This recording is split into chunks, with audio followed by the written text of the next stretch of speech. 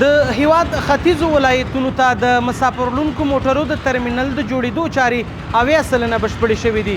مسؤلین وایي د ژمي له رارسېدو مخکې به یې ګټې اخیستنې ته وسپاري.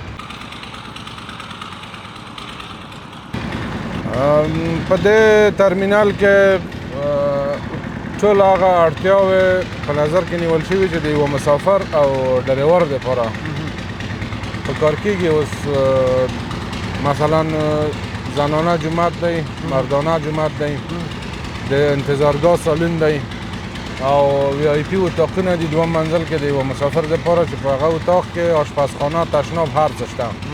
یعنې که یو څوک وغواړي چې دلته پاتې شي هغه انشاءالله هېڅ ضرورت دې ته نشته چې کار ته لاړ شي یا په څه پسې مراجعه وکړي.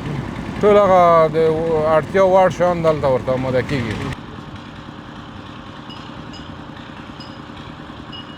په دې ګردونو کې او په دې ځای کې چې سورلۍ کښېني، یعنې د ګردونو او د ګرمۍ د وجې مالته که سهولت برابر شي، مثال خبره سوري به وي، دغه شان انتظارخانې به وي، دغه مسافر چې کوم دي دا به انتظارخانې کې کښېني. زموږ هم سهولت دی، د سورلیو هم سهولت دی.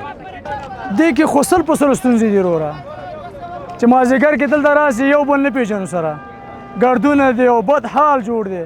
هغه ډک چېرته موږ ته جوړه شي او صحیح شي نو هغه سل په سلو کې موږ دپاره ښه ده. نه پکې ګرد شته، نه پکې خاوره شته، نه پکې مرداري شته. تاسو خپله ګورئ چې دا ډېر سیستم دی او د هغې ډېر سیستم دی.